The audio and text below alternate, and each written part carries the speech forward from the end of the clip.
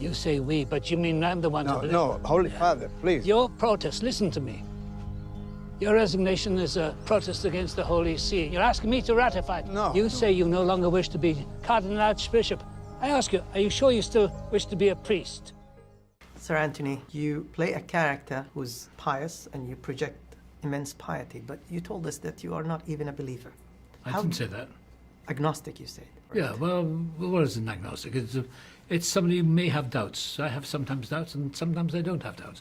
I don't have any doubt anymore. Well, of course you have doubts. That's being human. Yeah. I don't know anything. That's the greatest spiritual ethic of all, to know nothing. But do you think he had doubts? Of course he did. Any intelligent human being would have doubts. In doubt lives piety. In doubt lives humility. If you have certainty, you're dead. Certainty destroys people. Hitler destroyed 40 million people because he was certain. Stalin destroyed millions of his own people. Certainty, because he knew. No one knows. And the greatest way to live is to be living constantly in doubt. Nothing is static in nature, not even God. Where should we find him if he's always moving? On the journey? Oh, perhaps we'll find God over there on the journey. I'll introduce you to him. Isn't the basics of faith not to have doubts at all? Well, unless one is Torquemada and the Inquisition. Any human being who has a faith in God, I don't know, I'm not a... But I, of course I have doubt. All I know is that there's a bigger mystery in my life than I can even comprehend.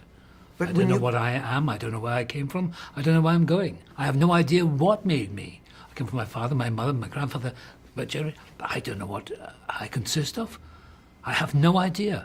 But I believe that something underneath it is miraculous.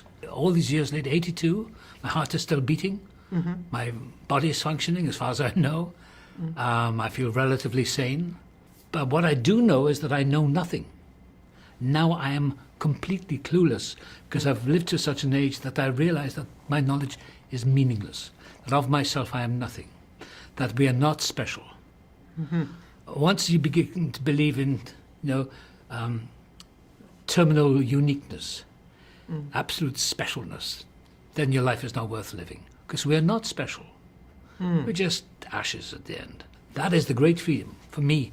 To quote T.S. Eliot or Auden, of myself, I've seen the moment of my greatness flicker, and I have seen the eternal footman hold my coat and snicker.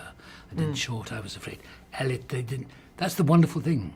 Or Mackaye, there was a door to which I had no key. There was a veil through which I could not see. Some little talk a while of thee and me, and then no more of thee and me.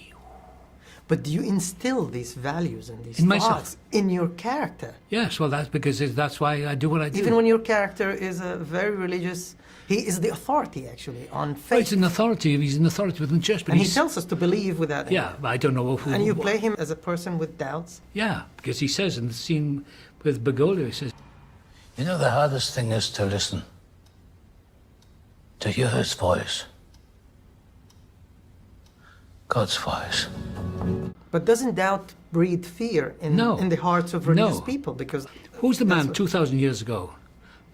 They were going to stone the woman caught in adultery. They're going to stone her to death. And that man 2,000 years ago, cast he the first stone who has not sinned.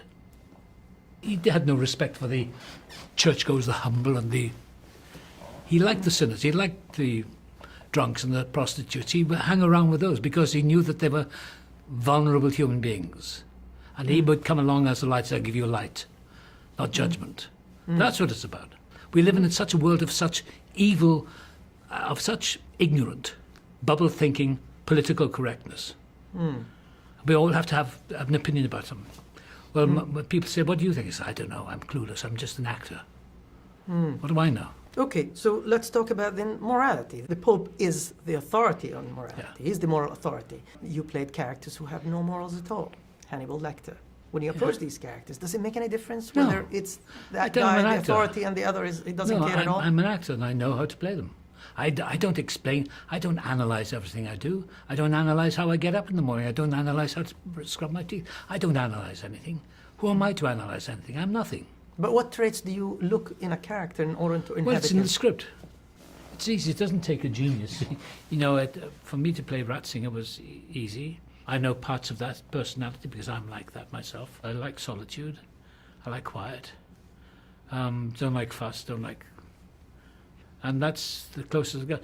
Everyone wants to analyse it. Everything in the script. Anthony McCartan wrote a very good script. I don't have to improve in it. I don't have to rewrite it. It's there. Actors want to rewrite everything because they're stupid, because they think they're cleverer than the writer.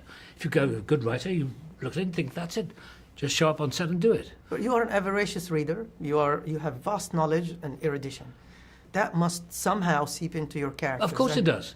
Of course it does, because I'm intelligent, but I'm not a brilliant intellect. I'm intelligent enough to get into this business and to be an actor, to survive this long. That's called native intelligence. But where I came from as a schoolboy, I was an idiot. I couldn't understand anything. So I don't know how I got here from where I was then. Obviously you were not. I was doomed to failure. In school, I was told I would be a failure. I was told I would amount to nothing. And I remember saying to my father, one day I'll show you. Now, maybe at that moment when I said, I'll show you, maybe that set a spark off. I don't know. Maybe something divine went off in me. But whatever has happened in my life has happened in spite of myself. Because of myself, I am nothing. The guy said it 2,000 years ago, of myself, I am nothing. It was the Father within who doeth the works.